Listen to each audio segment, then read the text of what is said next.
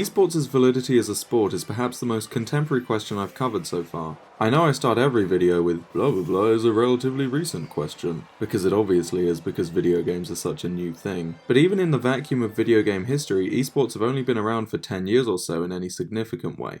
To define esports, Mariona Roselle Lawrence wrote in her 2017 essay, Esport Gaming, The Rise of a New Sport Practice, that gaming has two senses. One is simply playing video games, and the other is competing to beat an opponent through personal interaction. For those unaware, esports is the competitive play of video games, which almost always takes place in large-scale organised events between professional players. These players often spend years training and playing the games in order to be considered the best at the game, and common games played in esports include League of Legends, StarCraft and Dota.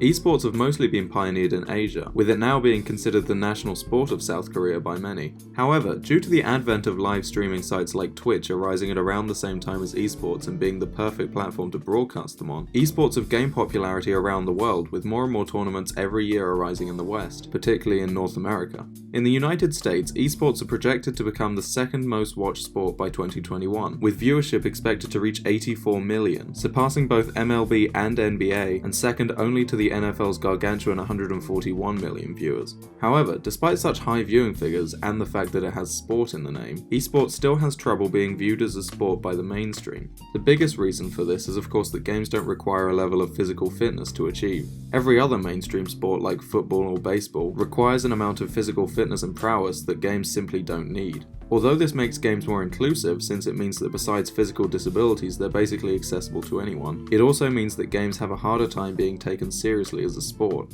However, while physical fitness isn't usually a factor, I would argue that games do still require a level of physical prowess that help towards classifying them as sports. In many real-time strategy games, a player's ability is quantified by their APM, or actions per minute, and pro players are almost revered for their speed, in being able to execute upwards of 400 game actions in a single minute.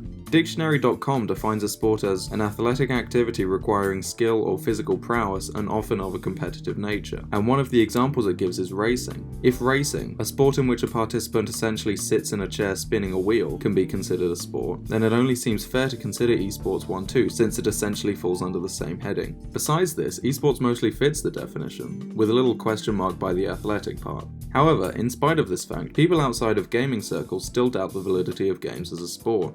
As stated earlier, video games' newness as a medium plays a large factor in how it's perceived by the mainstream. Esports are in their infancy compared to other more established sports, so it's natural that the public aren't quick to adopt it as a sport. However, I believe that as the number of generations that have grown up playing video games and being aware of esports grows, the debate of whether or not esports are a real sport will slowly fade into obscurity, until esports have become completely normalized in the mainstream.